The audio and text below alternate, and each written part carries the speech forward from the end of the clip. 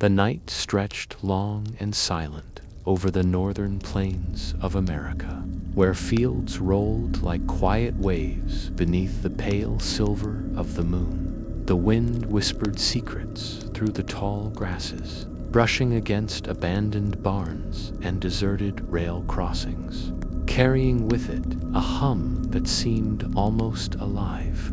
In these hushed hours, when the world held its breath, the story of a lost train began, a story that had traveled through the whispers of countless generations, a tale that never truly ended, no matter how many years passed. They called it the Midnight Train to Nowhere, a locomotive that vanished without warning from maps and memories, a train that some insisted glided along tracks that no longer existed. It was said that anyone who caught even a glimpse of its lights was forever touched by the mystery it carried, a gentle pull that lingered long after the echo of its whistle faded into the night. Long before the first sightings, the train had been a part of the ordinary world. Engine 101, as it was known to those who worked the rails, carried a small but devoted crew and a handful of passengers on what was supposed to be a routine journey. The engineer, Thomas Weller, had spent decades on the northern lines, knowing every turn, every rise and fall of the rails, every bend in the landscape, as though it were written into his memory. The train left the station under a clear sky, stars glimmering like distant lanterns, promising a night like any other. Yet, as the train pressed forward into the darkness, the air shifted. A sudden fog rolled over the plains, thick and almost liquid, swallowing distant lights and muffling the sound of the wheels. Shadows clung to the rails, dancing in the pale glow of the engine's headlamp, which flickered as though struggling against an unseen force. The crew noticed the change, a chill running through their bones, though the passengers remained blissfully unaware, absorbed in the gentle rocking of the cars and the soft, rhythmic chuffing of the engine. Then came a vibration, subtle at first, then stronger, shaking the very frame of the train. The whistle blew sharply, though no signal had been given, and Thomas peered into the fog.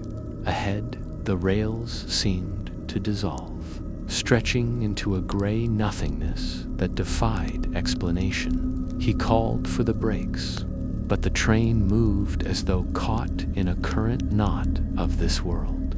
The final moments were brief and incomprehensible.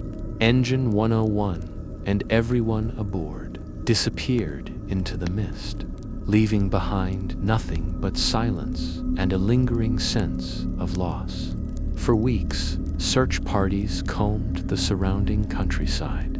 Families and authorities scoured every mile of track, every stretch of prairie, every abandoned station along the line. They found nothing, no twisted metal, no signs of derailment, not even the faintest trace of a wheel mark in the earth.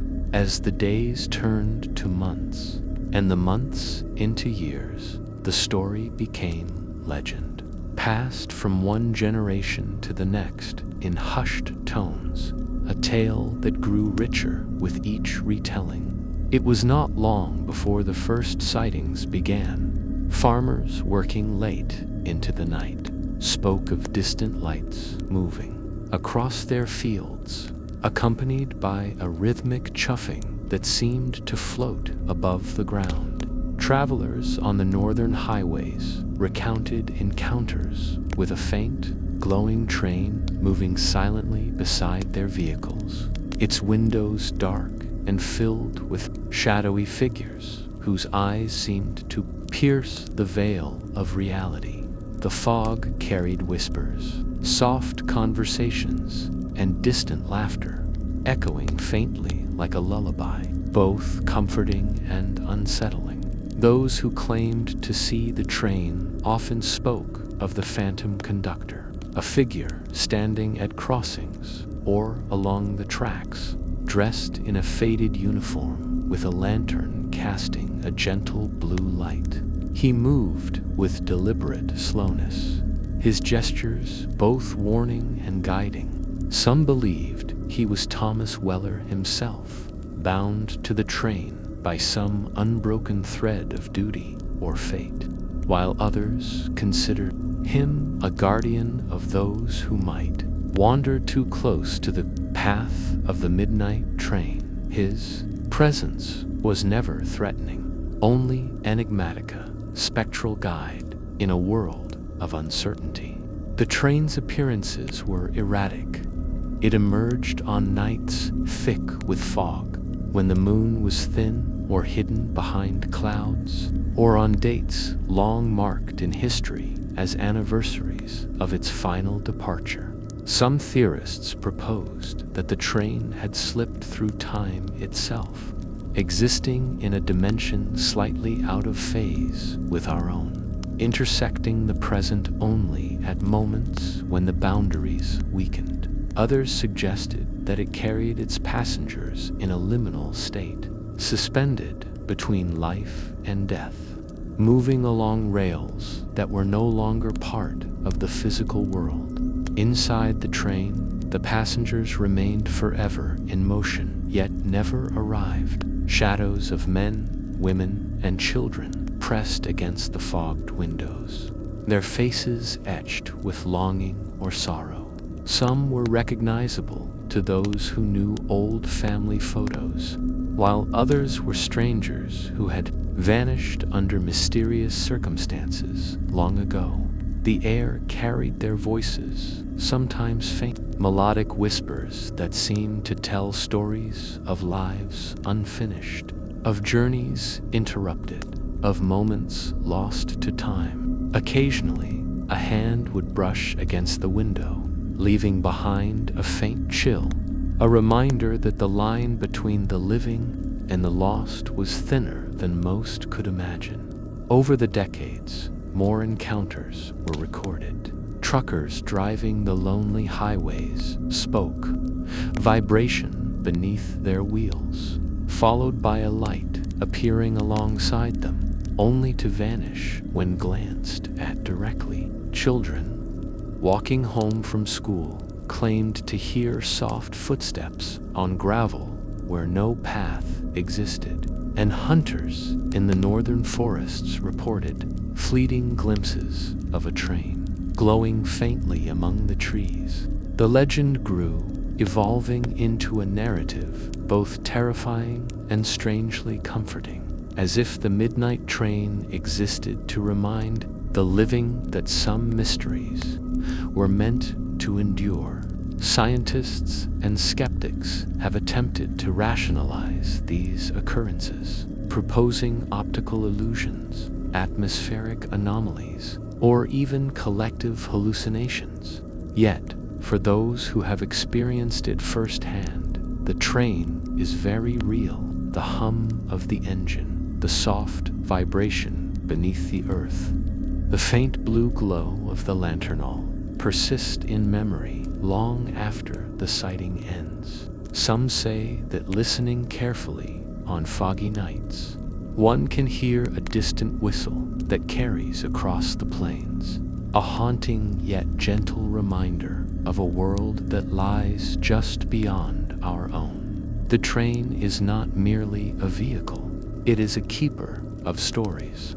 Each passenger aboard Engine 101 carries a narrative frozen in unfinished dreams, lost loves, abandoned hope soul, echoing through the empty cars. They move endlessly, their journey eternal, guided by a conductor who neither speaks nor judges, merely watches, and perhaps waits for the day when their story will be understood. As the midnight train glides across the landscape, it becomes a bridge between past and present, a thread weaving through memory and imagination. Its path is invisible to most, yet unmistakable to those attuned to the subtle signs, the faint rattle of rails, the shimmer of fog, the soft blue lantern hovering in the distance. In a world rushing toward dawn, the train reminds us of stillness, of quiet reflection, of the beauty and mystery that linger.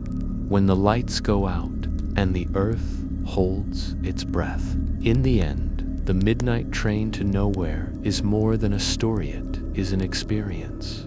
A journey through time and memory, a whisper in the night that invites those willing to listen. It passes without arrival, appears without warning, yet leaves behind a sense of wonder that endures, far longer than the fleeting moments of its manifestation. Some say it travels between dimensions.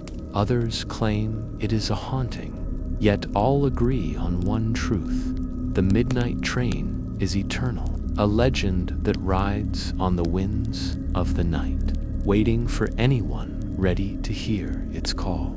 And if, on some quiet evening, you find yourself alone by abandoned tracks or walking beneath the foggy moonlight, pause and listen. Perhaps, just perhaps, you will hear the gentle hum of the midnight train, the soft chuffing of a ghostly engine, the whispers of passengers long gone, yet still traveling, forever moving, forever seeking, forever mysterious.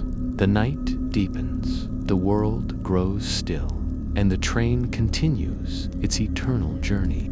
A reminder that some mysteries are too wondrous to ever truly end.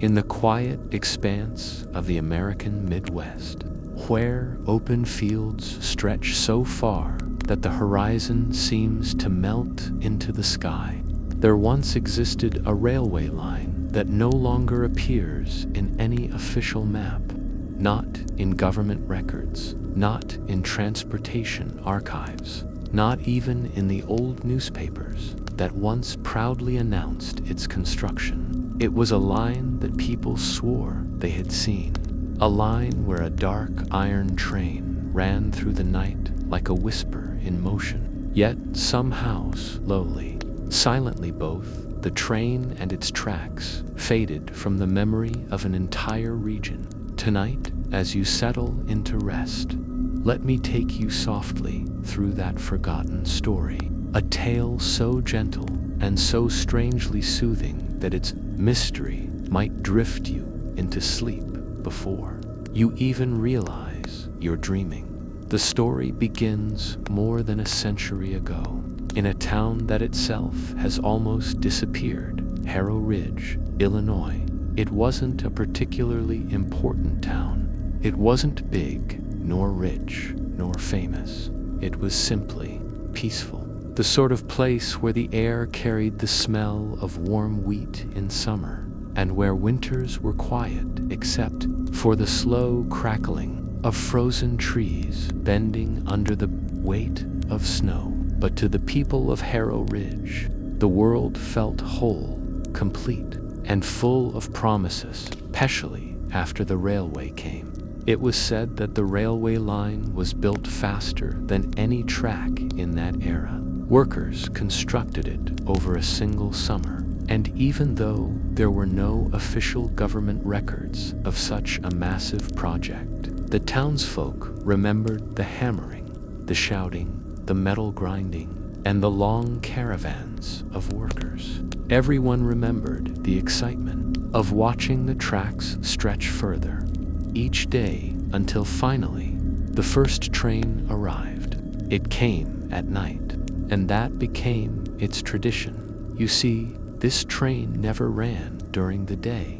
Only after the sun had disappeared behind the horizon did the engine awaken. People said the train wasn't loud, just a soft hum, like a distant storm moving across the plains. Some claimed the sound was comforting. Others said it felt strangely sad, like a voice calling out from the past. Still, the townsfolk grew to love it.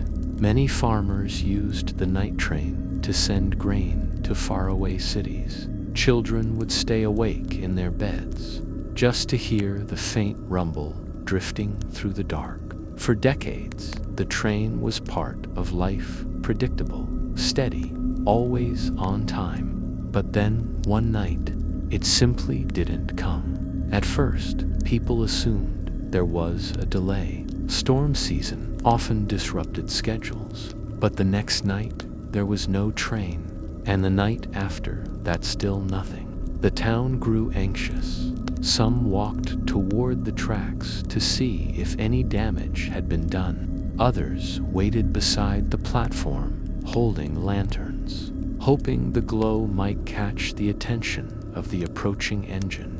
But all they saw was darkness, endless, silent darkness. Days passed, weeks passed, a month went by.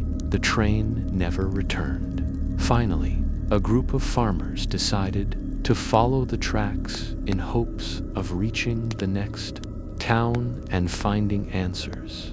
But as they walked, something strange began to happen. The tracks seemed to grow more faded, not rusty, not broken.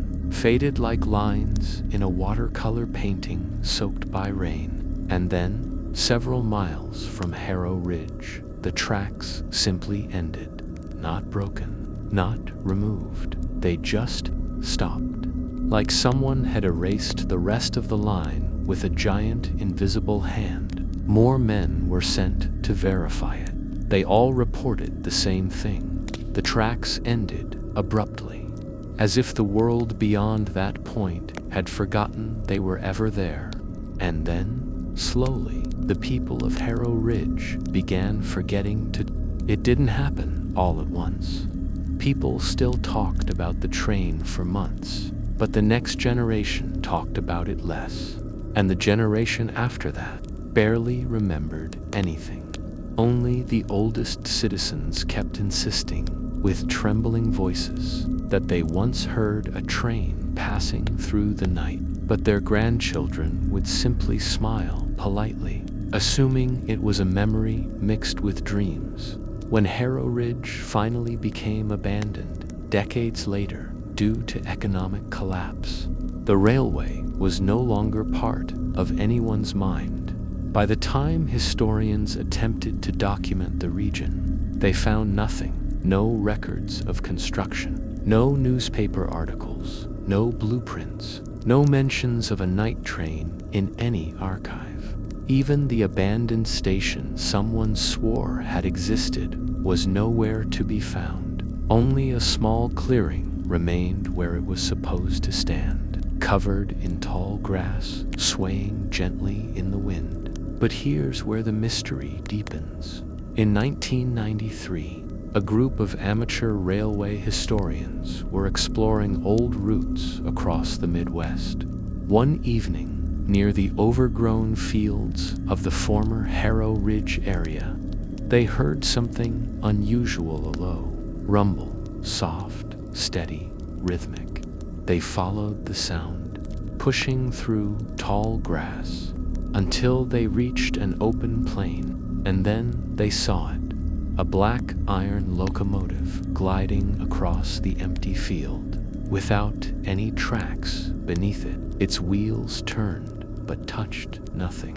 No steam rose, though the engine glowed faintly like embers in a dying fire. It moved silently for several seconds, its windows dark as though nobody were inside.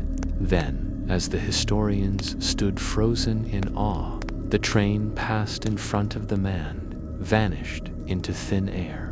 No smoke, no light, no fading silhouette, just gone. When they reported the incident, no one believed them. Their photos turned out blank. Their audio recorders captured only wind. Their maps showed no record of a railway ever being there. But a year later, a truck driver, passing that same field late at night, reported seeing lights floating in the fog like small orbs, gliding parallel to each other in a straight line. as though following a track that no longer existed. He slowed his truck, rolled down his window, and claims he heard a faint hum, exactly like the sound of a distant train. And so, the story began spreading again quietly, softly, like a whispered legend shared only at night. Locals now call it the midnight train to nowhere, a train that moves without rails, a train that still follows its old route, even though the world around it has erased its path from maps and memory. Some say it appears only to those who are lost. Some say it carries the dreams of people who wander the plains at night. Others believe it is a memory itself, something that refuses to disappear completely, even when forgotten by everyone else. And perhaps that is why you're hearing this story tonight, because some mysteries don't vanish, they simply wait. They linger in the quiet places, in the soft hours before sleep, in the spaces between what is remembered and what is forgotten. Maybe right now, far away across the dark fields of America, that forgotten engine is still gliding through the night, soundless, trackless, timeless, etching invisible lines across the land. Perhaps if you listen closely, in the moments just before you drift into sleep, you might hear it too. A faint hum in the distance, a soft vibration like a heartbeat moving through the earth, calling gently across time.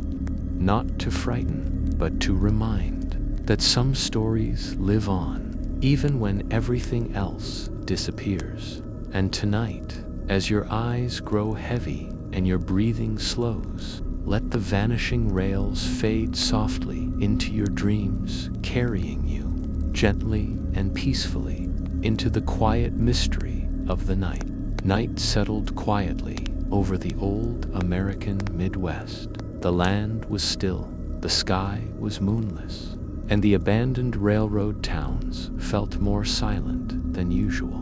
That night felt different, as if the darkness itself was waiting for something. At the small town of Briar Ridge, Engine 101 prepared for its final midnight journey, though no one knew it would be the last. The black iron locomotive released slow curls of steam that disappeared into the cold air.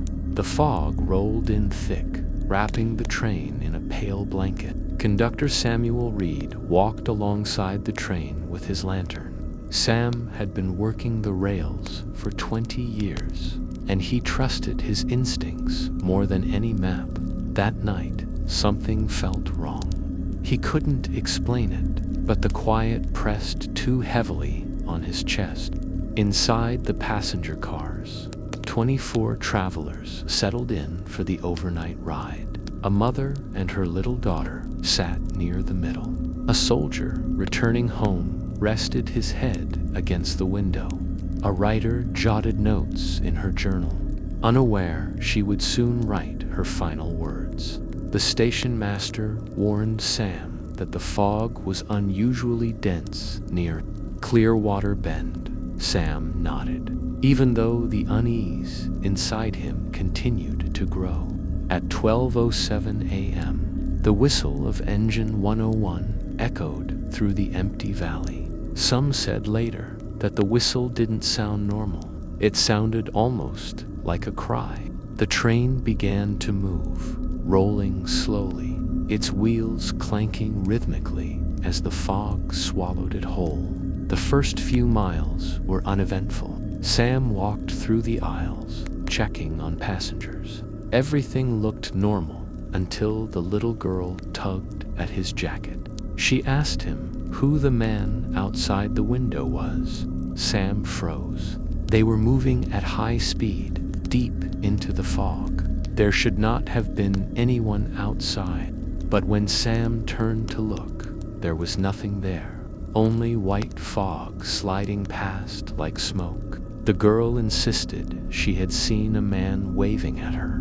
Sam tried to smile, but the cold feeling in his spine didn't fade. He returned to the crew cabin. The fog outside had grown so thick it looked solid. The engine lights barely reached a few feet ahead. Something about the silence inside the train felt heavy, unnatural. At 12:39 a.m., the train approached Clearwater Bend. Every conductor knew this was the most dangerous curve. The rule was always the same: slow down, keep alert, listen to the tracks. But the moment they entered the bend, the engine lights flickered and died. Darkness fell over the locomotive like a blanket. The sound of the engine dulled, as if something was muffling it. Passengers sat upright. The soldier gripped the seat tightly. The little girl buried her face against her mother. A soft whisper traveled through the cars. It did not sound like metal or wind. It sounded like someone exhaling slowly right next to every passenger's ear. The whisper said, "Stop, turn back." Panic began to rise. The train jolted violently. People screamed. Something dragged the locomotive sideways, as if a giant hand had pushed it. When the engineer looked at the controls, every gauge showed 0. The engine pressure was 0. The speed was 0. The sensors showed no connection, and yet the train was moving faster than ever. The fog outside twisted like a living thing. The whisper grew louder. "Not this way. You don't belong here." A shadowy figure appeared outside the windows, tall and pale, with glowing eyes like old lanterns. It raised its hand slowly and pointed ahead. Passengers screamed. Sam rushed toward the front cabin. The engineer shouted that the brakes were not responding. The fog suddenly split in front of them. The tracks ended in midair, like they had been cut away. Beyond that was only darkness. Sam reached for the emergency brake. The whisper roared through the train. Too late, everything went black. At dawn, search teams inspected the valley. The tracks were perfect. No marks, no broken wood, no sign of a crash. But the strangest part was that the official rail maps no longer showed the route. The line engine 101 was supposed to travel had vanished from every map, every document, every archive. It was as if the route had never existed at all. Locals nearby reported hearing a faint whistle on foggy nights at exactly 12:07 a.m. It was old, hollow, and filled with sadness. Some people who listened closely said they could hear voices in the whistle. They heard passengers calling out. They heard a crew shouting warnings. They heard a little girl whisper, "He's waving at me." Engine 101 never arrived. Engine 101 never crashed. Engine 101 simply disappeared. But sometimes at night, the fog glows faintly, as if lit from within, and those who are unlucky enough to be near Clearwater Bend may see the faint outline of a train gliding over invisible rails. Passengers, still trapped inside, repeating their final journey endlessly. The whistle carries a final warning through the valley. Turn back before you vanish to... When night falls over the forgotten American plains, there is a strange kind of quiet that settles on the land, heavy, thick, almost unnatural. In most places, darkness simply covers the world like a blanket. But along the abandoned railroad known only as the Silent Line, darkness feels alive, as if it is watching, listening, waiting for something to return. Locals who live near this stretch of dead track rarely talk about it. Some pretend they don't know anything about it. Some whisper warnings, and a few old-timers, those who still remember, The stories their parents told say the same strange thing. After midnight, the rails hum, not like a machine, more like a heartbeat. This story begins with a traveler named Caleb Turner, a quiet man from Minnesota who spent most of his life searching for places that time had forgotten. He wasn't an explorer with big ambitions. He was simply fascinated by things the modern world abandoned: dulled bridges, empty towns, decaying barns, and railroad lines that once carried life across the country. If something had a story hidden beneath dust and rust, Caleb wanted to find it. He heard about the silent line from an old railroad enthusiast forum. Just one comment, one sentence: no trains have run there since '73, but the tracks still sing at night.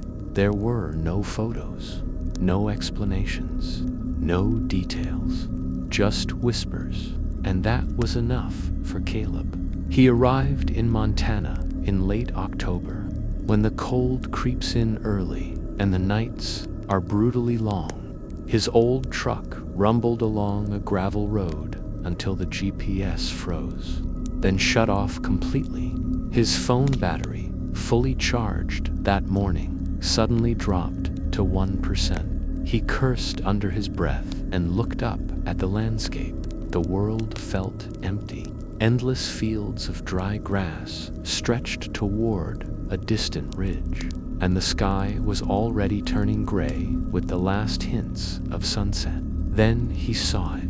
Two thin rails, half buried in weeds, stretching across the land like forgotten scars. The silent line. Caleb stepped out of the truck and immediately felt a strange coldness in the air. Not the normal evening chill, something deeper, sharper, like walking into a freezer. The wind wasn't blowing, but the cold wrapped around him like a warning. He knelt next to the track and touched it. The metal felt colder than ice, and then he felt it, a faint vibration. Not strong, not loud, just the tiniest tremor, as if something far away was moving along the rails. A smile flickered across his face. "Old metal shifting," he whispered. "That's all. Must be the weather." But deep inside, he knew something was different. He followed the tracks, walking slowly, recording on his handheld camera. The sun dipped below the horizon. The last orange glow disappeared. By the time he had walked half a mile, true night had fallen, and darkness swallowed the plains. Then it happened. A sound drifted across the fields, soft, distant, unmistakable. A train horn, not a modern horn. An old, deep, echoing blast that belonged to the era of steam. It rolled across the land like thunder, long and mournful. Caleb stopped walking. His breath turned to fog. His fingers went numb. "Impossible," he whispered. No trains had run here in 50 years. The rails beneath his boots vibrated again, stronger now. A rhythmic pulse, like a heartbeat. He crouched, pressing his palm against the cold steel. It felt alive. The sound of wheels grinding on tracks drifted through the dark. Slow at first, then faster, louder, stronger. Caleb looked down the tracks and saw nothing, no lights, no engine, just darkness stretching endlessly into the distance. But the sound was real. The vibration was real. Something was moving. He kept walking, slowly at first, then faster. The tracks curved ahead and disappeared into a cluster of dead trees. Their branches hung low, twisted and sharp like claws. As Caleb approached the trees, his flashlight flickered. Once, twice, then shut off completely. He hit it with his palm. Nothing, not even a dim glow. The batteries were brand new. A soft, metallic ting came from behind him. He spun around. Nothing, but the tracks were vibrating harder now. The sound grew louder. The air thickened. Then he heard voices, faint, layered, echoing, crying, whispering, calling for help. Caleb froze. The silhouettes appeared next, dozens of them, standing along the tracks, as if waiting for a train that would never come. Men, women, children, some wearing clothes from the 1970s, old coats, torn jackets, dresses that fluttered in a wind that wasn't blowing. One figure, a man with a hat, lifted his arm and pointed down the tracks. A single whisper escaped his lips. "It's coming." The ground began to shake. A blinding white headlight exploded into view far down the track, cutting through the darkness like a blade. The sound of the engine roared like a thunderstorm. The ground trembled. The air turned hot. Caleb stumbled backward, eyes wide with disbelief. The train was massive Engine 101, black and rusted, its smokestack broken, its wheels screeching like tortured metal. Sparks flew, the air filled with burning coal and diesel. The windows were shattered. Inside them faces, dozens of faces, eyes wide, mouths screaming, pale hands pressed against broken glass. The train thundered past him without slowing down. The force of the wind pushed him to the ground. The sound was deafening, and yet, underneath it, he could hear the whispers of the passengers pleading, crying, begging. Then, silence. The headlight vanished. The air stilled. The train was gone. Caleb stood shakily, heart pounding. What he had seen was impossible. It was a machine that no longer existed, a train that had crashed decades ago, a train whose passengers had never been found. He kept walking, trembling but unable to turn back. Something was pulling him forward, deeper into the darkness. A strange, invisible pressure urged him to continue. The tracks led to an old bridge. The wooden planks were missing, leaving only twisted metal beams. Below the bridge was a ravine, and at the bottom lay a rusted mass of crushed steel. Engine 101, the real wreck, not a ghost, the actual engine. The metal was mangled, blackened, frozen in time. As Caleb stared down at the wreck, he saw something that made his blood run cold. Fresh footprints, human footprints, dozens of them, leading away from the wreck, up the slope, toward the tracks. As if the passengers had climbed out recently, a cold whisper curled around his ear. "We never left." Caleb spun around, but no one was there. Still, a cold pressure gripped his shoulder. Invisible fingers tightened, pulling him closer to the edge. The tracks began to hum again. The ground vibrated. The ghost train was returning. The sound grew louder and louder, the horn, the wheels, the screams. The wind tore across the bridge. Caleb lost his footing and fell to his knees. The headlight reappeared, brighter this time, closer.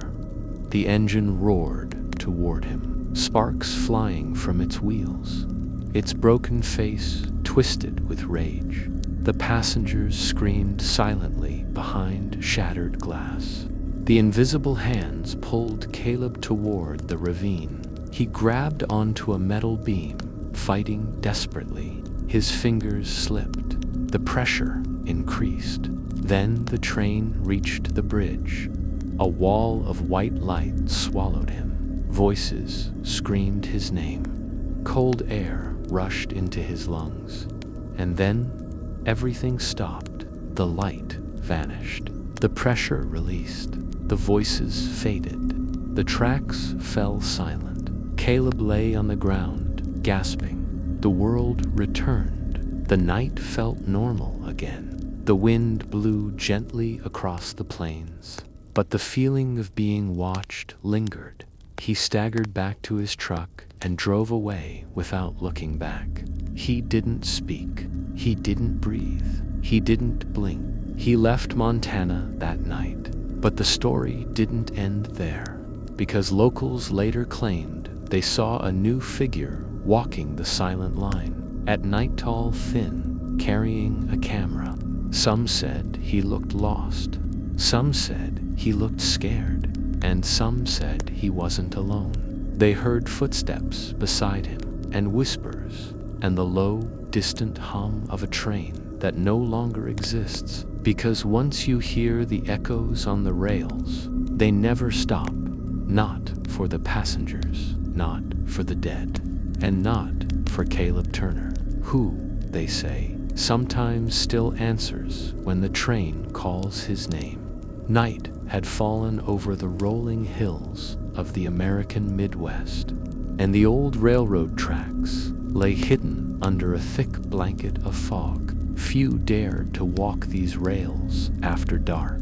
The towns nearby had all but forgotten the line, its stations abandoned and roofless, its wooden planks warped and decayed. Locals whispered of a ghostly figure, a signalman who haunted the tracks and warned travelers of approaching doom, but most dismissed it as superstition. Still, those who had ventured close at night returned with stories of a pale man in a tattered uniform, waving a lantern, his face hidden under the brim of a soaked, old-fashioned cap. Jonah Mills was a train enthusiast and a seeker of forgotten histories. He had traveled hundreds of miles to document abandoned lines, their rusted rails and overgrown ties, believing the stories to be nothing more than exaggerated tales. When he arrived at the abandoned town of Willow Creek, he parked his car near the remains of the old station. The fog was thick, swallowing the dim glow of his headlights. He grabbed his flashlight and camera and stepped onto the tracks, the wooden ties creaking beneath his boots. The first few minutes passed without incident. He explored the platforms and the remnants of the signal tower. Everything was silent except the distant call of an owl. Then, at precisely 11:47 p.m., a sound echoed across the rails, soft metallic clink, rhythmic and deliberate. Jonah froze. He scanned the darkness. There was nothing, yet the clinks continued, moving steadily closer. He followed cautiously, the fog wrapping around him like a living thing. Through the mist, he saw a faint light swinging from side to side. A figure appeared, standing by the side of the tracks, motioning with a lantern. The uniform looked old, frayed at the cuffs, and wet from the heavy mist. Jonah felt an icy chill run down his spine. The man did not speak, but the gesture was clear. Stop. Do not proceed. Jonah hesitated, debating whether this was a prank, another lost hiker, or something far stranger. The light swung again, moving along the side of the tracks. The figure shifted, revealing a face pale as death, hollow eyes staring through the fog. Suddenly, the rails beneath Jonah vibrated faintly, a warning that felt almost alive. He turned to leave, but the path back had disappeared into fog. The world was quiet, except for the rhythmic clink of the figure's lantern tapping against the rail. He could hear whispers, faint and overlapping, as if many voices were speaking at once, warning him to turn back. The figure began walking slowly along the tracks, the lantern held high. The clinks of the metal echoed through the mist like a bell tolling a funeral. Jonah realized that whatever he was witnessing was not ordinary. This was no prank. The stories were true. The signalman was real, a ghost bound to these rails, tasked with warning travelers of approaching danger. Jonah's curiosity battled with his fear. He raised his camera and began recording. The figure stopped and turned slightly, as if acknowledging the lens. The face was gaunt, eyes hollow, mouth tight, yet he exuded a silent command. Jonah shivered. Every instinct screamed to leave, but he pressed on, documenting each step. The fog thickened. Shapes began to move around him, fleeting and shadowed, echoing the form of passengers long lost to time. He realized these were the spirits of travelers who had ignored the conductor's warning, those who had boarded trains that never reached their destination. Their faces were twisted in expressions of fear and regret, some reaching out as though pleading for him to heed the lantern. A distant sound grew louder, the chug of a steam engine, distant yet impossibly close. Jonah's heart raced. He knew this line had been abandoned for decades. There should be no train. The signalman lifted the lantern higher, tapping it rhythmically, and the clinking grew more urgent. Jonah stepped back as a gust of wind rose, carrying the faint smell of smoke and charred wood. The shadows around him writhed and shifted, forming vague shapes of passengers pressed against unseen windows, trapped in a train that moved through time rather than space. The signalman's lantern shone directly at Jonah, its light cutting through the fog like a blade.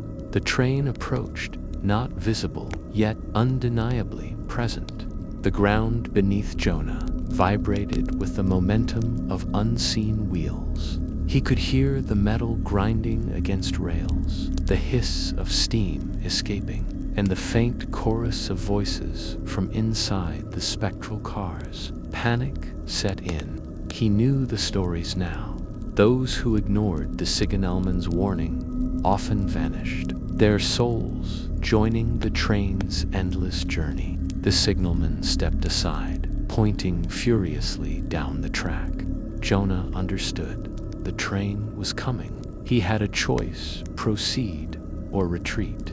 Every nerve in his body screamed to run. He sprinted along the side of the tracks, the fog pressing close, the whispers growing louder. Behind him, the lantern's light bobbed, the signalman moving with him, a silent sentinel.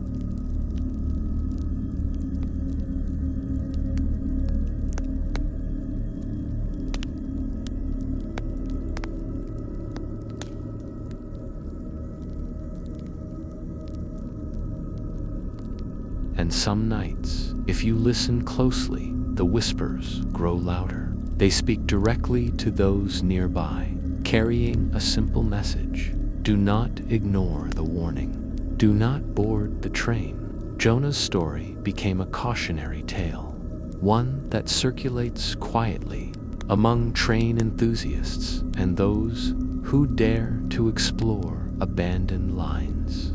They speak of the signalman, the ghostly train, and the echoes on the rails, and they warn, when the fog rises thick over forgotten tracks, stay away, or you may hear the clinking of the lantern, see the hollow eyes of lost passengers, and feel the spectral pull of the silent line. No one who has experienced the signalman ever forgets. The vibration underfoot, the clinking on the rails, the spectral lanternal remain etched in the mind. Even decades later, the experience resurfaces in dreams, in sudden chills, in that eerie, fleeting sense of being watched. Those who try to explain it logically fail. Physics, reality, and technology cannot account for a train that exists without wheels touching the rails, without smoke,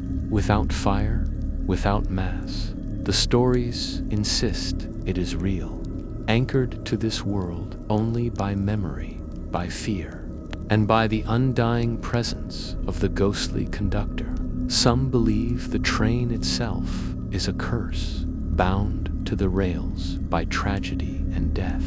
Others think it is a warning, a test of courage or fate, separating the curious from the doomed.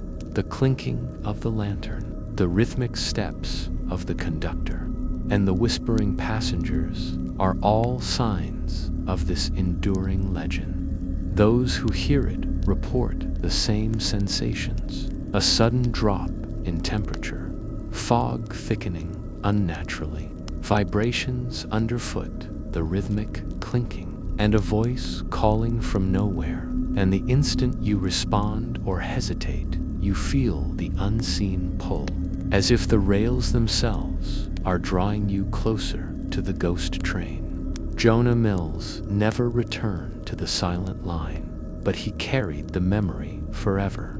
He often awoke at night with the faint echo of clinking metal, the ghostly lantern swinging, the conductor's warning resonating in his mind. His dreams were haunted by endless fog, spectral passengers, and a train moving through dimensions, impossible yet tangible. Locals continue to warn travelers, sharing whispered advice around campfires, in empty stations, and in the shadows of abandoned bridges. Respect the tracks, heed the lantern, and never ignore the clinking.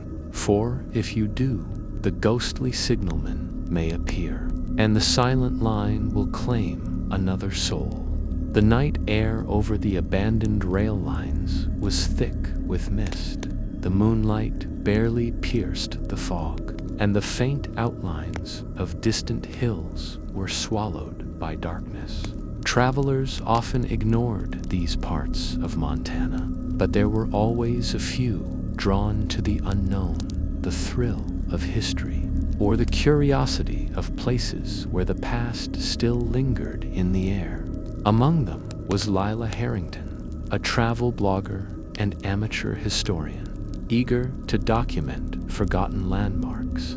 She arrived with her friends on a chilly October evening, camera equipment in hand, the excitement of exploration keeping them warm. They had read stories of Engine 101, the ghost train that had vanished decades ago, and they were determined to capture the experience. Skeptical yet thrill-seeking, as they approached the old tracks, the wooden ties creaked softly beneath their boots, the fog clung to their clothes, and the air smelled faintly of damp earth and decayed leaves. Every step was deliberate. Lila raised her camera, capturing the mist rolling across the rails, the distant shadows of skeletal trees leaning over the line. "This is incredible," she whispered to her friends, her voice a soft thrill in the night. "It's like stepping into another century." The group paused at the remains of an old signal tower. Rusted levers and broken glass hinted at the once bustling life of the railroad. The wind moved through the gaps, creating a soft, rhythmic moan that could be mistaken for a ghostly whisper. They laughed nervously, trying to shake off the chill crawling up their spines, a long, drawn note echoing through the fog. The friends froze, holding their breaths. It wasn't the piercing cry of a modern train whistle. It was deep, mournful, the kind that seemed to carry grief from another time. "Did you hear that?" whispered Lila. Her friend Mark nodded, swallowing nervously. "Yeah, it's just a train, right?" But no living train had run here for decades. The whistle echoed again, closer this time, vibrating in their chests. The fog seemed to thicken, almost moving with the sound. Shadows shifted along the tracks, fleeting glimpses of shapes that were impossible to define. They began walking, staying close to each other. Lila narrated softly into her camera, her voice calm but tinged with awe. "Some say this line is haunted by the spirits of Engine 101. Passengers who vanished that night in 73 locals claim you can hear the whistle hours before the train arrives, and the sound can drive you to the tracks if you're not careful." As they moved along the rails, the sound of the whistle grew louder, closer, though still unseen. The vibration beneath their feet was subtle but unmistakable. Their steps slowed, hearts pounding, anticipation mixing with fear. The fog swirled, creating shapes that seemed to flicker just beyond the light of their flashlights. They reached an old trestle bridge, a favorite spot for adventurers, despite the danger. From the wooden beams, the group could see the tracks vanish into darkness. Here, the whistle was loudest, reverberating across the valley. The echo danced between hills and trees, a ghostly symphony that seemed to announce the train's presence before it ever appeared. Lila turned her camera toward the darkness. The fog shifted, and for a moment, they thought they saw the glimmer of windows in the distant tiny lights, impossibly far, moving ever closer. "Guys," another long whistle pierced the night, more mournful, more sorrowful, vibrating through the air like a living thing. Their breaths hung visible in the cold night air, their hearts syncing with the rhythm of a spectral heartbeat traveling along the tracks. Suddenly, the group noticed movement along the rails. Shadows twisted and shifted, forming vague shapes. Figures appeared, men, women, children dressed in old clothing, faces pale, eyes hollow. They were static at first, like statues, then slowly they moved, drifting forward as if walking to an invisible train. The friends froze, terrified and fascinated. Lila whispered into her camera, "These must be passengers." The whistle came again, long and echoing, almost pleading.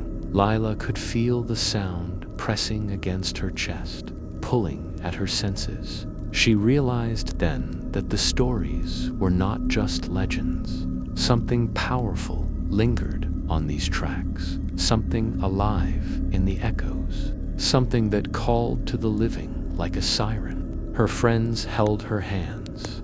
The mist swirled around them, shaping forms that looked like the train's carriages, dark and endless. The vibration increased, subtle at first, then stronger with each echoing note of the whistle. The world seemed to tilt slightly, the fog wrapping around them like a living blanket. A sudden movement made them gasp. A man in a conductor's uniform appeared on the side of the tracks, lantern in hand, glowing faintly through the mist.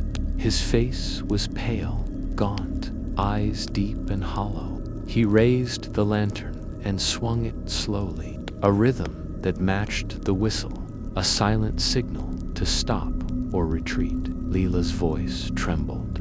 "It's the conductor." The signal was unmistakable. The ghostly man's gestures were urgent, commanding, impossible to ignore. Every instinct screamed at them to run. The shadows of the passengers shifted slightly toward the rails, moving as though the conductor had given permission to the train to advance. The distant whistle reached a crescendo.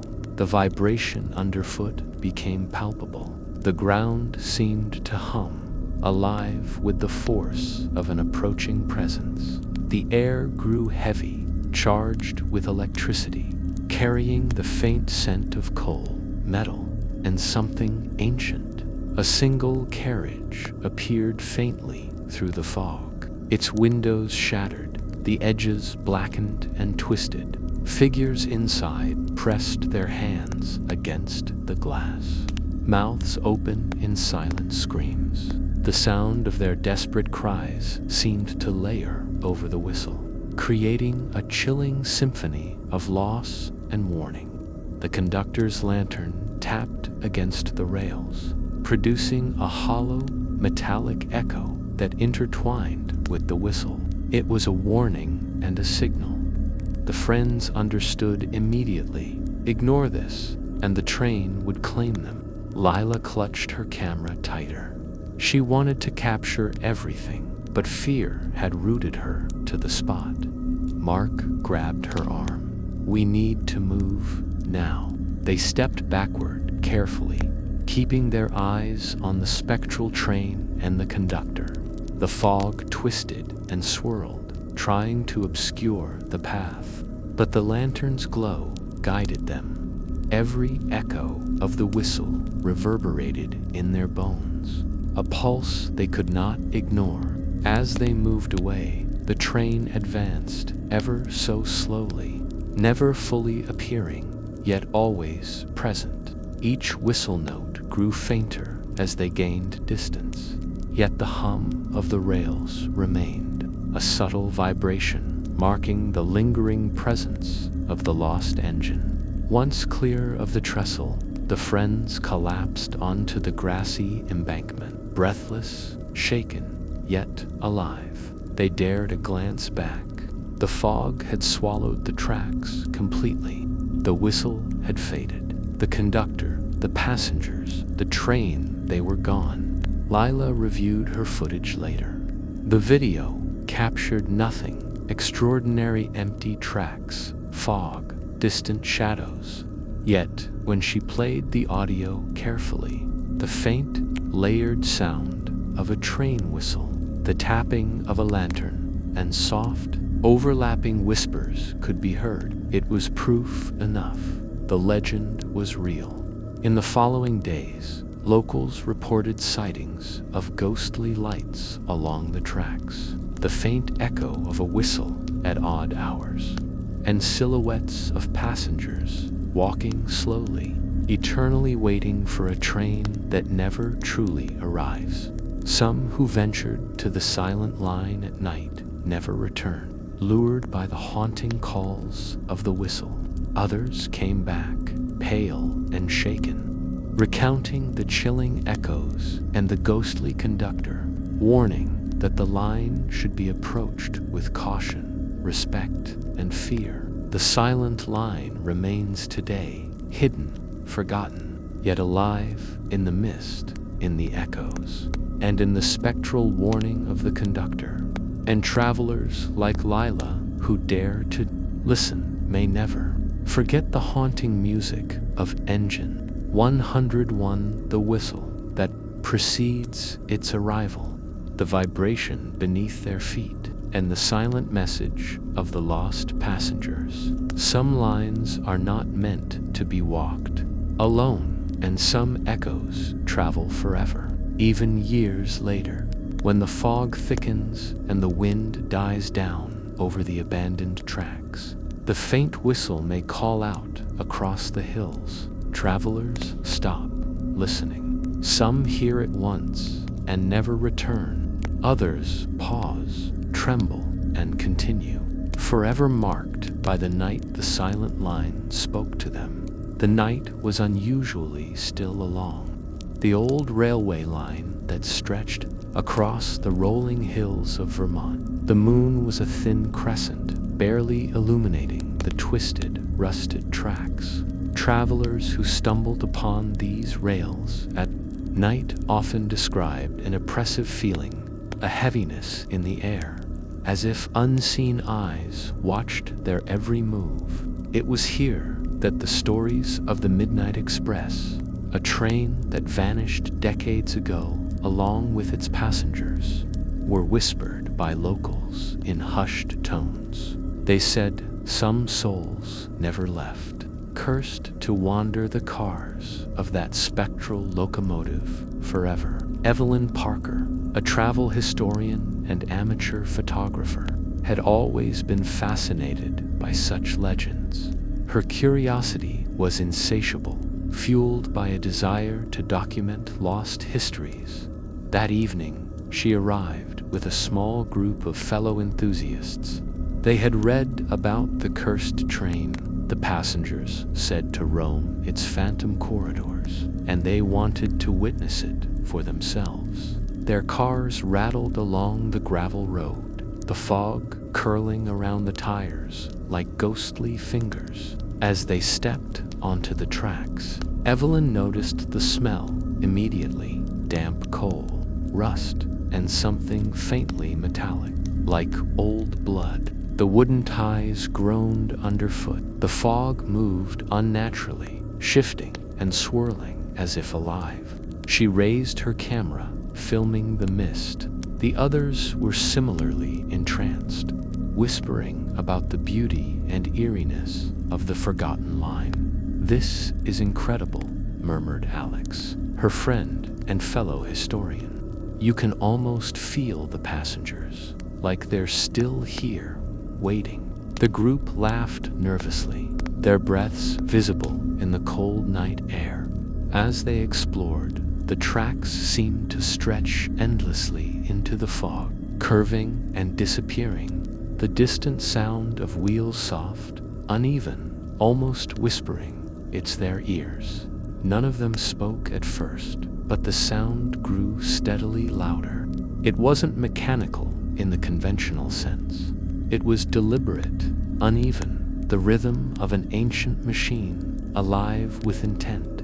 Evelyn's heart quickened. She whispered into her camera, "They say the Midnight Express appears at random, carrying the souls of passengers who never disembarked. The train itself doesn't appear to everyone, just those who are attuned to it, curious, or perhaps foolish enough to seek it." Suddenly, a shape emerged from the fog, a faint silhouette, gray and shifting. It was a man, or at least he resembled one, with his hat tilted low over hollow eyes. He walked along the side of the tracks, silent, except for the tapping of his boots on the rails. The group froze, and the air thickened, heavy with anticipation. "You see him," whispered Alex.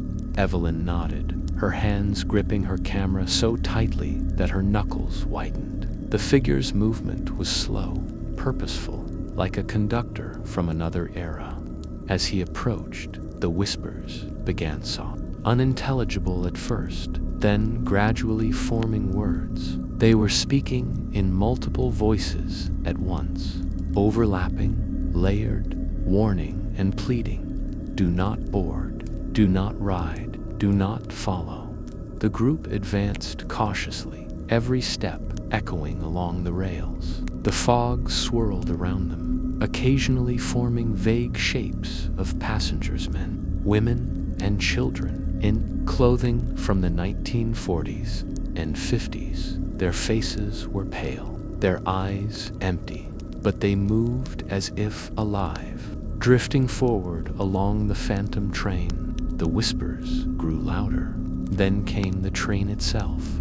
A soft vibration began beneath their feet, almost imperceptible at first, then stronger. The sound of wheels grinding on metal echoed through the fog. It was slow, deliberate, and impossibly heavy. the train emerged, not fully formed, but as a series of shadows, light flickering through broken windows, giving glimpses of the cursed passengers inside. The first carriage appeared, spectral and blackened, windows cracked, faces pressed against them. Some passengers reached outward, hands ghostly and translucent, as if attempting to touch the living. Others stared silently, their expressions twisted in eternal fear and sorrow. Evelyn felt a chill creep over her body. Her camera continued rolling, capturing every flicker of shadow, every glimmer of the train's broken lights. The friends clutched each other.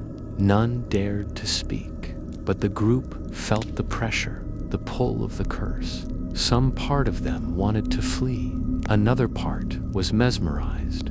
The whispers became words in Evelyn's mind. Join us. Ride forever. The Midnight Express never stops. Her pulse quickened. She realized the legend wasn't just a story. It was a warning. The conductor appeared beside the train, a spectral figure waving a lantern in slow, deliberate arcs.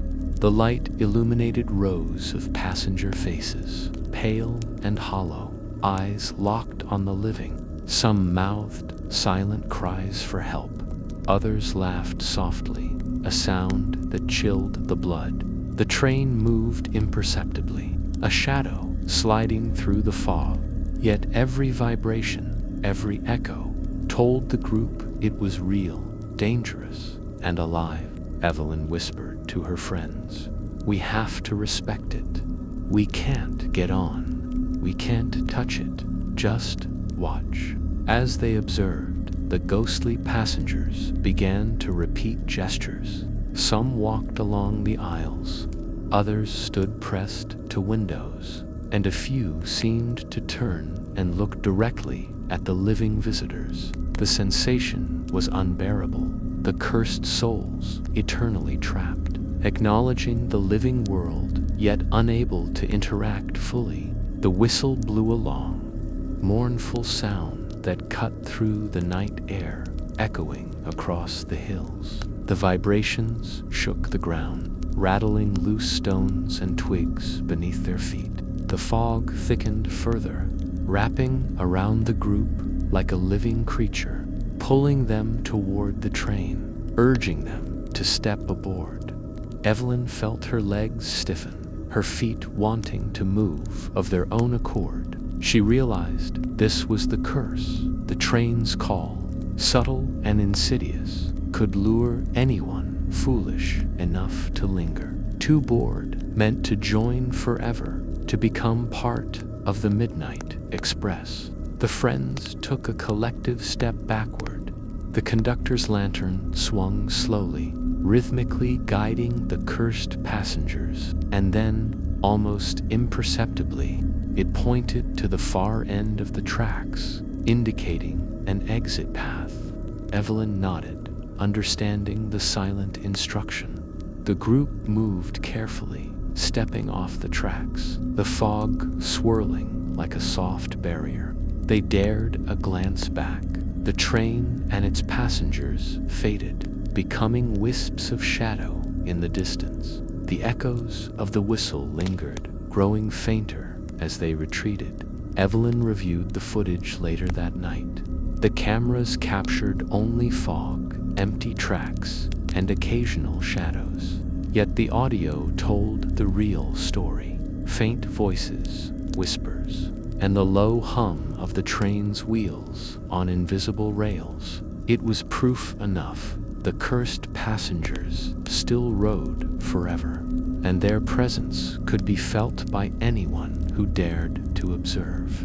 In the weeks following, the friends shared their experience online. Some readers dismissed it. Others reported similar encounters along other abandoned lines. The whispers, the shadowy passengers, and the spectral train. The Midnight Express became a legend among ghost enthusiasts, travelers, and historians. Locals warned that wandering too close at night could be dangerous. Those who felt the pull of the cursed train, who heard the whispers or saw the spectral lantern, might never return. The train's curse was subtle. It did not attack, it did not chase. It called, gently yet persistently, luring the curious and reckless alike. Evelyn never returned to the line, but the memory haunted her dreams.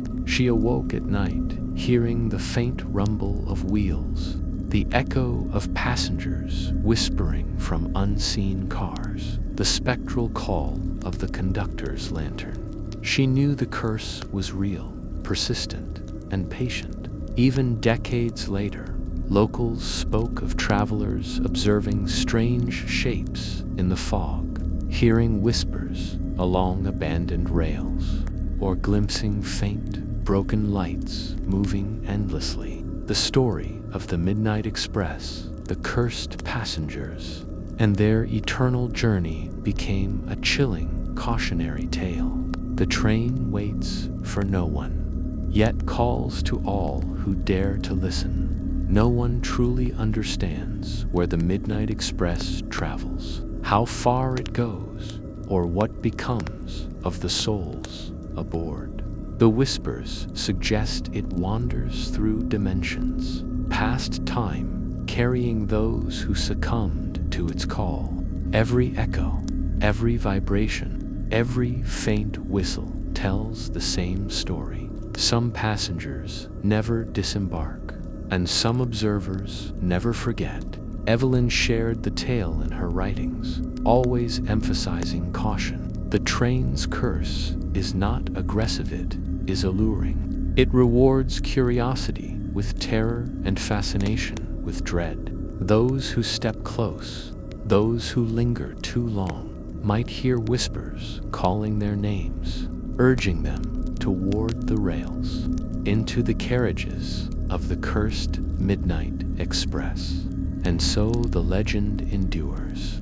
On nights of fog, when the wind dies and the rails lie silent, the faintest whistle can be heard, carrying across the hills over abandoned towns, whispering the same chilling message. Some journeys never end, some souls never leave, and the train waits for all who dare approach. For those who have witnessed it, the experience is unforgettable. The cursed passengers, the spectral conductor, the faint hum beneath their feet, they are reminders of a world that exists just beyond the veil, a world that calls softly yet insistently to those willing to listen, to watch, to step closer. The Midnight Express continues its eternal route, its passengers, forever riding, glide through the fog and darkness, their whispers echoing for anyone daring enough to approach.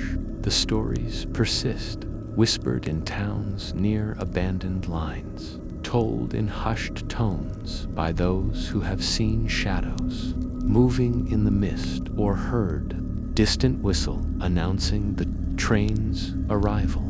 No one truly knows the destination of the Midnight Express. Some say it travels only through memory and legend. Others claim it moves through dimensions unknown to the living. One truth remains consistent: the curse endures, and those who encounter it are marked, forever aware of the train and its passengers, carrying the story.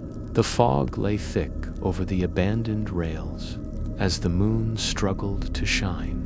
Through a sky smeared with clouds, few dared travel here at night, except those drawn by curiosity, thrill, or obsession with the unexplained. Among them was Oliver Hayes, a documentary filmmaker fascinated by legends of the midnight train to nowhere. He had heard tales of passengers disappearing without a trace and wondered if the stories held a kernel of truth.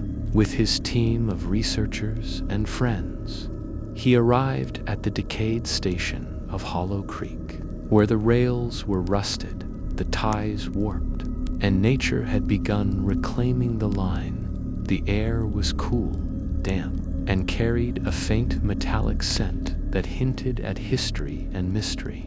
The group stepped carefully along the tracks, their footsteps muffled by the fog. The crunch of gravel underfoot. Oliver held his camera tightly, documenting the landscape, the twisted remnants of signal towers, Moscovite signs, and the skeletal outline of a bridge that spanned a small creek below. "This is unreal," whispered Lila, his assistant and historian. "It's like stepping into another dimension. The air itself feels older, heavier." Oliver nodded. He had expected eerie, but even he wasn't prepared for the almost tangible tension that clung to the rails. Every twist in the tracks seemed to lead into deeper shadows, every curve swallowed by fog, and then a faint vibration ran through the wooden ties beneath their feet. A sound emerged from the distance, the faint, mournful whistle of a train. No one had run trains here for decades, yet the whistle persisted, soft at first, then gaining presence, echoing across hills and through valleys. Impossible to locate precisely, the group halted. The whistle's melody was strange, dissonant, like it was stretching and folding reality itself. From the mist, shapes began to emerge, ghostly outlines of a locomotive, undefined yet undeniably present. The air seemed to hum with energy, and a chill ran through their spines. Oliver whispered into his camera, "They say the train has no destination. It's a journey through lost time and forgotten souls. Those who board never return the same more at all." The group proceeded carefully, documenting every detail. Through the fog, figures of passengers appeared, drifting along the rails or standing on the platforms of decayed stations. They wore clothes from decades past, faces pale and hollow, expressions frozen in the moment of fear, wonder, or regret. Some seemed aware of the living observers, gazing at them silently, while others drifted as if part of the fog itself. Suddenly, a spectral train materialized before them, its outline shimmering. The headlight was dim, not bright enough to illuminate the rails fully, yet the shadows it cast were long and surreal. The cars were intact, yet warped, edges flickering between reality and something other. The sound of the whistle carried across the fog like a pulse, vibrating in their bones. The conductor appeared beside the tracks, lantern in hand. His uniform was old, soaked from the mist, and the brim of his hat shadowed his hollow eyes. He raised the lantern and swung it in deliberate arcs, signaling both caution and command. The passengers within the spectral train shifted, some pressing hands to the windows, mouths opening in silent screams, while others stood in quiet resignation, as if waiting for the next phase of the journey. Oliver's voice trembled. This is it. We're witnessing the train to nowhere. And it's not just a story, it's real. He filmed as the conductor tapped the rails with the lantern, producing a hollow metallic echo that interwove with the mournful whistle. The vibration beneath their feet increased. The fog seemed to pulse with the train's rhythm, wrapping around them like a living entity, drawing them closer. The group understood instinctively. Proximity was dangerous. Some part of the train existed outside normal space, slipping between reality and legend. The whistle, the vibration, the shadows all were a lure. To board was to vanish, to join the passengers forever, lost in a journey with no end. Oliver noticed small details. A child's toy in the corner of a carriage, a woman's scarf fluttering unnaturally, the faint reflection of their own faces in the broken windows, distorted. Every element hinted at stories paused mid-action, lives caught in an eternal loop, cursed to ride endlessly. The spectral passengers began to shift, stepping forward as if the train sensed observers. Some reached out, ghostly hands brushing the fog, sending chills down the spines of the living. Others turned and glanced directly at the filmmakers, hollow eyes meeting theirs. The conductor lifted the lantern higher, tapping it once, sharply a warning or invitation, impossible to discern. The fog thickened suddenly, reducing visibility to mere feet. Shapes of passengers appeared, drifting along the tracks in unearthly procession. The whistle's melody grew louder, filling the valley, bending around hills, resonating in ways that defied logic. It was both beautiful and horrifying, a siren call that tugged at curiosity and fear simultaneously. Oliver and Lila held each other's hands tightly. "We need to respect it," she whispered. "Observe, but do not engage. Do not step aboard, just watch." The train advanced slowly, each carriage a flickering silhouette.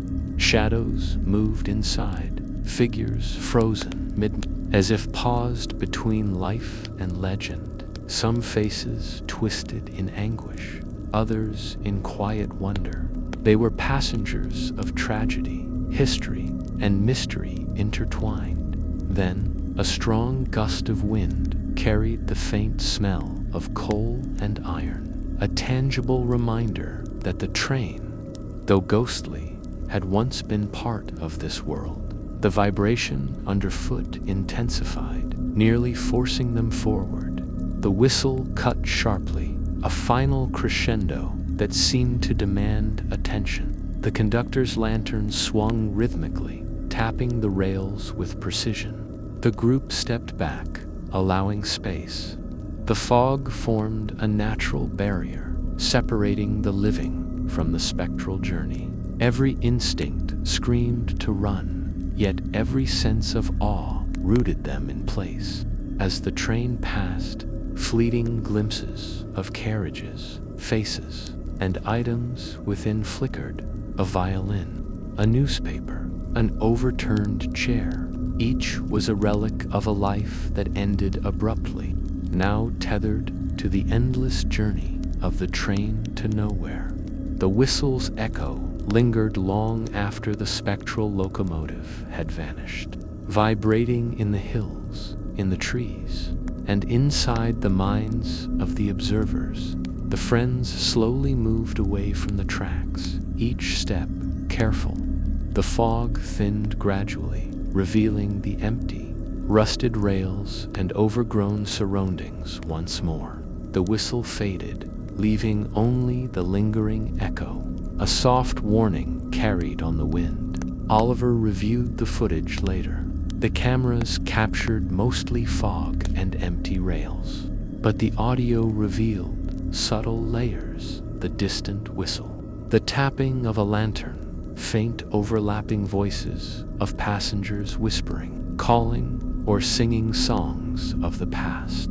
It was undeniable proof of the train and its cursed riders. Local legends grew stronger with their testimony. Residents reported sightings of ghostly trains at night, shadows of passengers drifting along abandoned tracks, and the eerie echo of whistles. Few dared approach the lines after sunset. Some who ignored warnings vanished, reinforcing the stories of the train to nowhere. The Midnight Express is not malevolent. It does not chase or attack. It observes, lures, and offers glimpses of eternity. The curse is subtle but potent. Those who approach too closely, drawn by curiosity or thrill, risk being compelled to board, joining the spectral journey forever. Oliver never returned. The memory haunted him, the whispers of passengers, the hollow faces pressed to windows, the conductor's lantern tapping steadily. Dreams of the train haunted his nights. Carriages sliding through fog, passengers reaching, and the whistle's mournful call echoing endlessly. Even years later, travelers along abandoned tracks in Vermont reported fleeting sightings, shadows in mist, and whispers that seemed to beckon them. Those who hear it often pause, tremble, and retreat. Some claim the train's presence lingers in their memories, resurfacing in dreams, sudden chills, or the inexplicable feeling of being observed.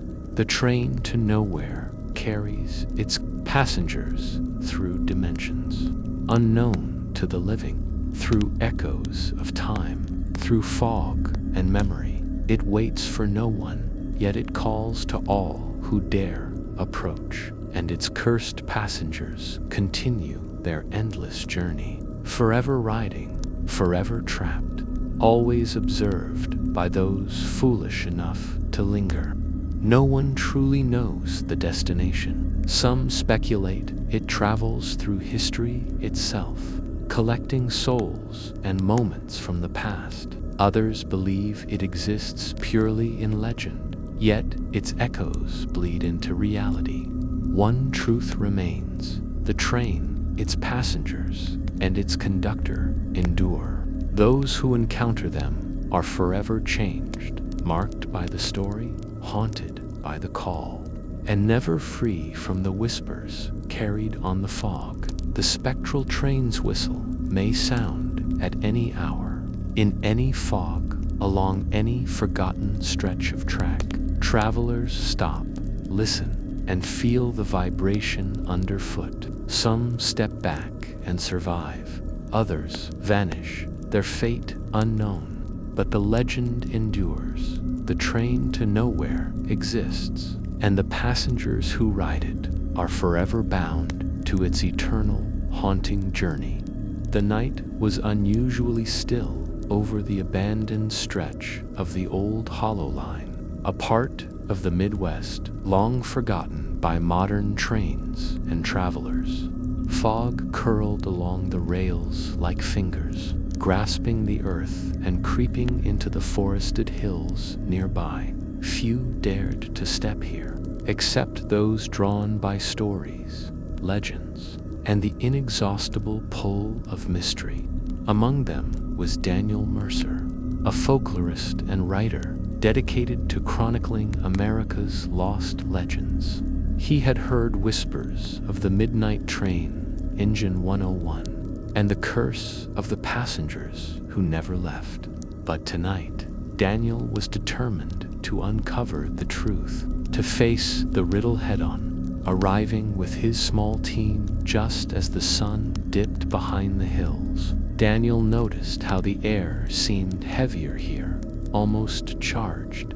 The mist pressed against their skin, carrying the faint aroma of iron, wood, and something undefinably ancient. The tracks ahead were partially hidden beneath overgrowth, yet hints of their existence, rails, moss-covered ties, and leaning signal poles spoke of a forgotten history. "This feels different from the other lines we've visited," murmured Emily, his assistant and videographer. "Like the air itself remembers something." Daniel nodded. Every step he took along the creaking wooden ties seemed to reverberate in the earth, echoing a past long buried. He held his camera, documenting every detail, every flicker of shadow, every ripple in the fog. The group advanced cautiously, senses alert, hearts pumping with anticipation. As night deepened, a subtle vibration began beneath their feet, gentle at first, then growing stronger. It was accompanied by a sound, a distant, mournful whistle, unlike any mechanical train they had ever heard. It carried the weight of decades, sorrow, and stories untold. The group froze. Even Daniel felt a shiver crawl up his spine. "It's here," whispered Emily. From the fog emerged faint shapes, silhouettes of carriages appearing and disappearing, as if reality itself was unstable here. The faint light of a lantern bobbed through the mist, the spectral conductor signaling, guiding the cursed train along its endless path. The air hummed with energy, as though history, myth, and something beyond were intertwined here. Daniel's voice trembled slightly as he spoke into his camera. "Some say it's history. Others say it's a haunting. Perhaps it's just the powerful magic of a myth. But here, it doesn't feel like a story. It feels alive." Figures of passengers appeared along the train, faces pale and hollow, dressed in clothing from decades past. They moved silently, almost floating, their eyes fixed somewhere beyond the living, lost in the spectral journey. Some gestured faintly, as if acknowledging Daniel and his team, while others remained absorbed in their endless ride. The whistle grew louder, vibrating the fog around them. Shadows twisted and swirled, the mist forming shapes that resembled carriages, broken lanterns, and faces pressed against the windows. It was a symphony of eerie sound and motion, subtle yet powerful, blending history, tragedy, and myth. A sudden gust of wind carried whispers. Words, layered and overlapping, could barely be made out. Seek, understand, beware. Each voice seemed tied to a passenger, a fragment of a life lost. Forever bound to the midnight train, the team exchanged nervous glances, their excitement tempered by the sense of profound dread that emanated from the rails. Daniel stepped closer to the edge of the tracks. The conductor's lantern swung rhythmically, tapping the rails with hollow precision. Every tap resonated in the ground, through their bones. A subtle force tugging at their curiosity. The riddle of the train became tangible. What was it really? History frozen in fog, ghostly punishment, or simply the power of an American legend, strong enough to bleed into reality? The team followed cautiously, documenting the scene. Every carriage revealed fleeting glimpses of past tragedies. A child's doll lying on a seat, a hat resting on a bench. Faces of passengers pressed against windows in eternal anticipation. Some appeared to glance at the living observers, while others remained locked in the spectral journey. "Untouchable, yet hauntingly real," Daniel whispered. "It's as if time bends here. The train isn't just moving through space, it's moving through memory, through legend, through something deeper." The fog thickened, shadows twisting into semi-formed shapes, some humanoid, some indistinct. The whistle's echo became a chorus, overlapping, vibrating across the hills, calling to curiosity, demanding attention. The conductor's tapping continued, a steady, hypnotic rhythm that synchronized with the team's quickening heartbeat. Emily's voice trembled as she narrated. "The midnight train seems to exist on multiple planes at once. Perhaps it is history, perhaps myth, but its presence is undeniable. It shows itself to those who are brave, foolish, or obsessed enough to seek it." The passengers in the train appeared more active now. Some turned their heads, gazing outwards, following the living with hollow eyes. Others drifted closer to the windows, pressing ghostly hands against the glass as if attempting to reach. Beyond the spectral barrier, the air vibrated with tension, fear, and awe. Daniel's camera captured it all: the swirling fog, the shifting shadows, the faint glimmers of lantern light reflecting on broken windows, and the passengers' silent gestures. The riddle of the train was unfolding in front of them, tangible yet unsolvable, leaving the observer caught between fascination and terror. The whistle blew once more, long and mournful, filling the valley. The vibration beneath their feet intensified, almost urging them forward. Daniel felt the magnetic pull of the train, the weight of the curse, and the presence of lost souls forever bound to the rails. Step carefully, he whispered. Observe, but do not engage. Some of them want company. The fog wrapped around them like a living veil. Shadows shifted, forming semi-solid images of carriages, sliding silently along rails that vanished into the mist. The team realized the train did not adhere to ordinary dimensions. It existed partially in reality, partially in legend. Each whistle, each vibration, each shadow revealed fragments of the riddle.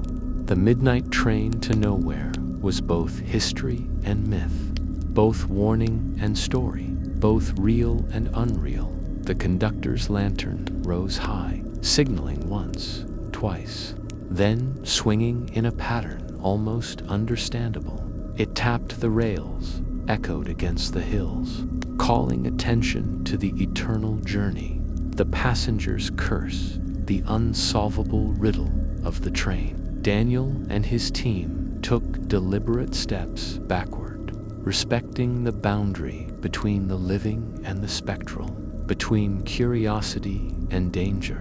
As they retreated, the fog swallowed the train, the passengers, and the conductor. The echo of the whistle lingered, a haunting reminder of the riddle unsolved, of the journey unending, of the myth even after the last sound faded. The air retained the memory, a vibration beneath the feet, a chill in the bones, a whisper carried by the wind. Later, reviewing the footage, Daniel noticed subtle details, faint faces in the fog, overlapping whispers in the audio, reflections in broken windows.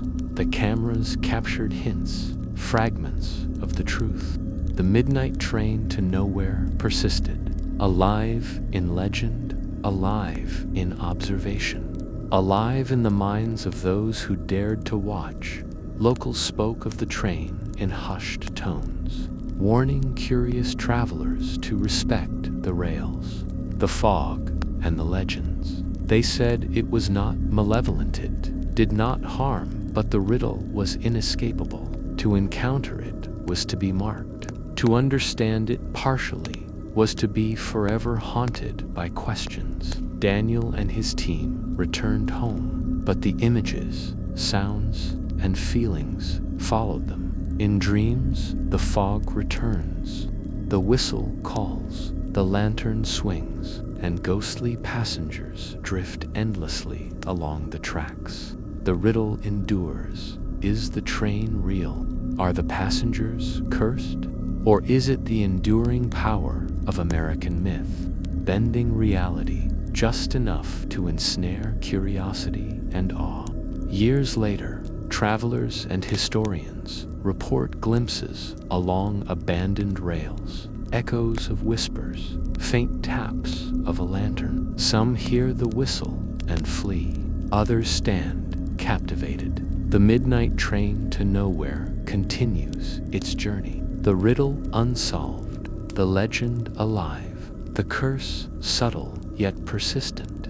To approach it is to witness history, myth, and ghostly eternity. To ride it is unknowable, and to hear its whistle is to listen to a story older than memory itself, a riddle without end, a haunting that is as beautiful as the night air hung thick over the abandoned stretch of rails, winding through the rolling hills of New England. Mist crawled along the tracks, curling around the trees and shrubs like ghostly fingers. Few ventured here after sunset, yet tales of the midnight train to nowhere drew the daring and the curious. Among them was Marcus Hall, a writer and investigator of paranormal occurrences. He had long been intrigued by reports from travelers who claimed to see the spectral locomotive's carriages flickering in the fog, passengers frozen in time, the conductor's lantern swinging slowly, arriving just as twilight bled into night. Marcus noted the eerie silence that blanketed the region. The tracks were half hidden beneath creeping vegetation, wooden ties warped with age, rails rusted yet glinting faintly in the moonlight. His camera and recording equipment were ready, aimed to capture anything that might appear along this forsaken stretch. "Keep your eyes open," he whispered to his small team. "Tonight, we either witness the impossible or we return with nothing." The first hour passed with only the rustle of leaves and the distant hoot of an owl. The fog thickened, reducing visibility to a few feet, and the chill pressed against their skin. Then came the sound, a faint vibration along the rails, almost imperceptible at first, but steadily growing. A soft whistle echoed across the hills, faint but unmistakable. The team froze. No trains had run here in decades, yet the sound was alive and insistent, calling them forward. "I see it," whispered one of Marcus's companions, Sarah. "Something glowing in the fog there." Through the dense mist, a shadow emerged, faint outline of a locomotive. It moved slowly, its headlight dim and wavering, as if filtering through another realm. Carriages followed, ghostly, their edges flickering in and out of view. The passengers were visible, men, women, and children dressed in clothing from decades past. Faces pale, expressions frozen, eyes staring blankly or subtly tracking the living observers. Marcus raised his camera, documenting every detail. The train emitted a faint hum, vibrating in the ground beneath their feet, a sound that resonated not just physically, but in the chest and mind. The fog swirled around them, forming shapes that seemed almost alive, echoing the motion of the spectral carriages. "They're real," Marcus murmured. "The stories were true. It's here." From the carriages, faint whispers emerged, overlapping and indistinct at first, then clearer. "Do not follow. Do not board. Some of us remain." The voices were subtle yet chilling, carrying across the fog like a soft wind. They were the voices of those who had vanished aboard the midnight train, trapped in an eternal journey. The team observed cautiously, noting how the passengers moved. Some drifted along the aisles, others pressed to windows, hands ghostly and translucent, faces pressed against cracked glass, eyes hollow yet aware. The conductor appeared, a spectral figure swinging a lantern rhythmically, tapping the rails with deliberate precision. His uniform was soaked with mist, hat brim shadowing hollow eyes, silent and commanding. The first-hand accounts Marcus had studied were now unfolding before him. Travelers who had ventured here in previous decades reported seeing the train briefly, shadows flickering, whispers calling names. Some saw passengers frozen midst, some glimpsed the lantern's glow, illuminating ghostly faces. These reports matched exactly what Marcus and his team were witnessing, an apparition alive with history, tragedy, and legend. "Step back," Marcus cautioned his team. "Observe, do not touch, do not engage." It lures curiosity, and that's the curse. The fog thickened further. Shadows within the carriages seemed to shift independently, some turning their hollow eyes toward the living, others drifting as if pulled along by invisible currents. Whispers intensified, layered and overlapping, each passenger's voice blending into the haunting chorus of the midnight train. A sudden, low rumble resonated beneath the rails.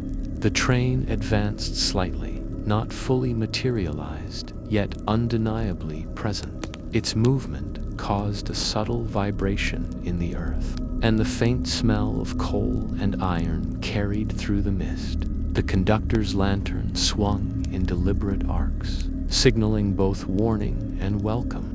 One passenger, a young boy, appeared pressed to a window, eyes wide, mouth opening in a silent cry.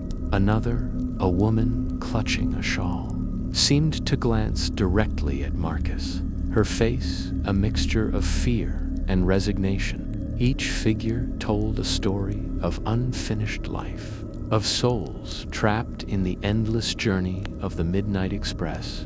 The team's equipment recorded every detail, flickering shadows, whispers layered with echoes, the faint metallic hum of rails beneath spectral wheels. Marcus narrated, documenting not only what they saw, but the sensation, the chill in the air, the weight of history pressing upon them, the simultaneous beauty and terror of the apparition. The train exists in both time and legend, Marcus whispered, its history, myth, and curse intertwined, and its passengers, they are forever bound to it. The train's whistle grew louder, a long, mournful call that reverberated across the hills. The fog pulsed in rhythm with the sound, wrapping around the team like a living entity. The conductor tapped the rails, a hollow metallic echo resonating in the bones, each beat like a heartbeat of the phantom locomotive. The group stepped backward carefully, understanding the unspoken rule: proximity was dangerous. The train was semi-real, a bridge between worlds, and curiosity could easily trap anyone foolish enough to approach too closely. As the train slid past, glimpses of carriages, passenger faces, and relics of life appeared. A child's toy, a hat, a newspaper, a violin. Some looked directly at the observers. Others remained absorbed in their spectral journey. The fog formed barriers, subtly guiding the team away from danger. Finally, the train and its passengers faded into the mist, leaving only the echo of the whistle lingering, a reminder of the apparition's existence. The team retreated carefully, hearts racing, minds absorbing the encounter. Marcus later compiled their footage and accounts, comparing them to previous eyewitness testimonies. The match was undeniable. The apparition of the midnight train was real, consistent, and terrifyingly persistent. Stories of travelers seeing it, hearing whispers, or glimpsing spectral faces along abandoned rails were now validated. The locals continued to speak in hushed tones, warning curious explorers to respect the tracks and the legend. Those who ignored the advice risked being pulled into the train's eternal journey, their fates unknown. The train was not aggressive but persuasive, subtle yet insistent, existing in both reality and myth, drawing those who sought it. Even years later, travelers reported strange experiences, glimpses of shadowy trains in the fog, whispers carrying names, the soft glow of lanterns, fleeting shapes of passengers. The apparition persisted, reminding observers that the midnight train to nowhere was alive in legend, in perception, and in the stories carried forward. The team never returned to that stretch of rails. Yet the memory haunted them. The whispers, the hollow faces, the lantern tapping, the spectral vibration of rails. Dreams replayed the apparition. Carriages gliding silently, passengers frozen or drifting, the conductor swinging his lantern. The encounter was unforgettable, and the riddle of the train endured.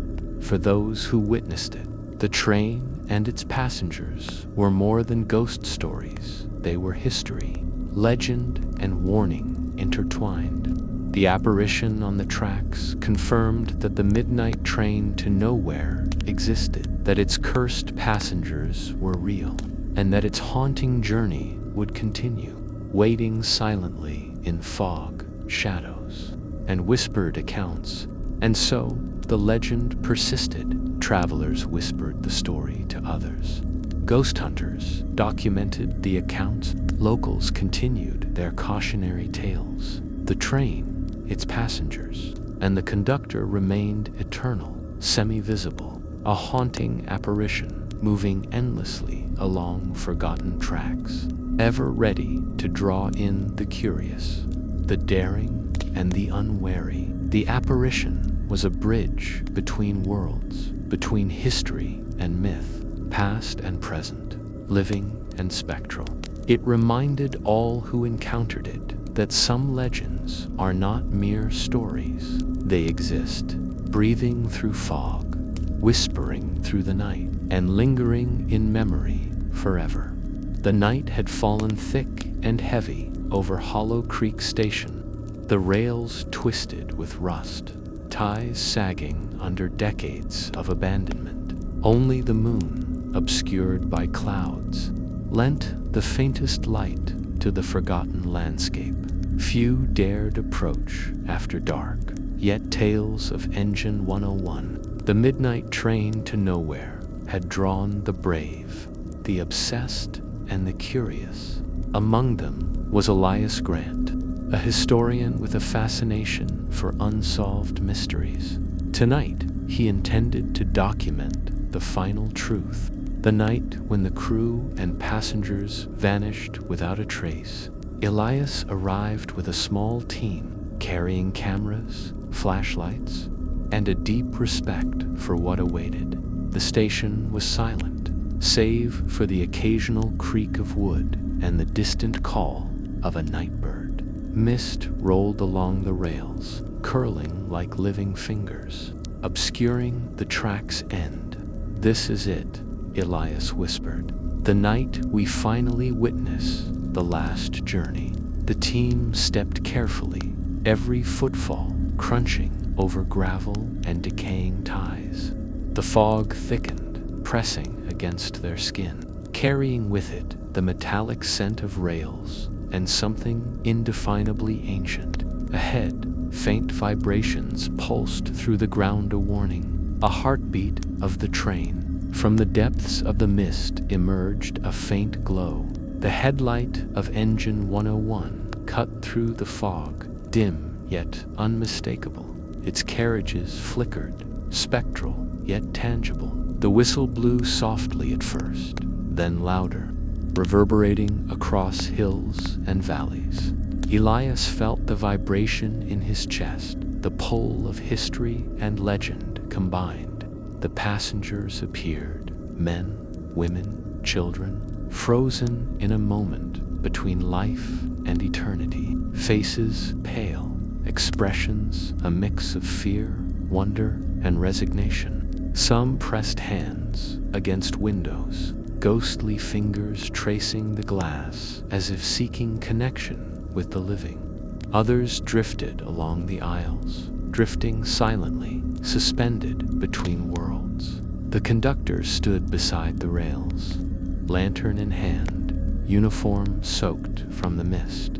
His eyes, hollow and deep, met the living observers. He tapped the rails rhythmically, each strike producing a metallic echo that resonated through the fog, through the hills, through the hearts of those watching. The crew, the passengers, Elias whispered into his camera. They didn't just vanish. They were absorbed into the train's journey, caught between time, history, and myth. Suddenly, a sharp gust of wind swept across the station. Shadows shifted in the fog, flickering into the shapes of the crew, the engineer, the fireman, the ticket collector, all moving as if performing their last duties, forever trapped in the tragic night. Their faces told the story: fear, determination, and the finality of a fate irreversible. The whistle sounded again, longer, mournful, stretching reality with its wail. The fog pulsed with the sound, echoing the heartbeat of the train, vibrating beneath the team's feet.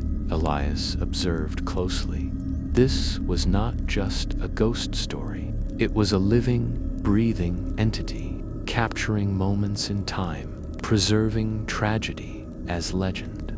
The train began to accelerate, moving with a spectral rhythm that defied logic.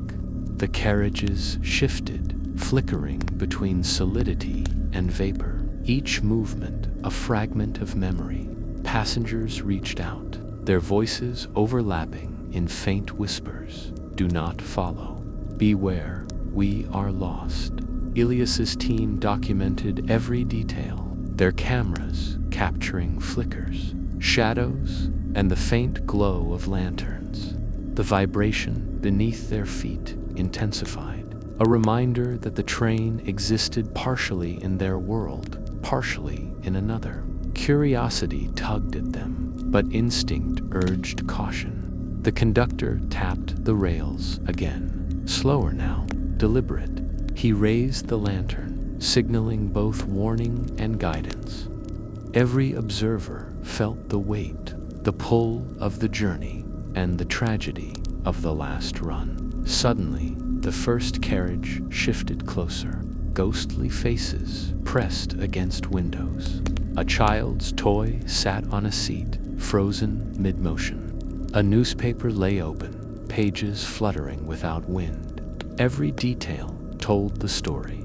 A life interrupted, a journey ended too soon. Absorbed into the spectral path of Engine 101, the train's whistle screamed once more, filling the valley with sorrow. The team felt their hearts race, the air trembling around them. The fog thickened, obscuring the rails, yet allowing glimpses of the passengers' eternal journey. Elias whispered, "This is the moment, the tragic night. The crew, the passengers, they didn't vanish.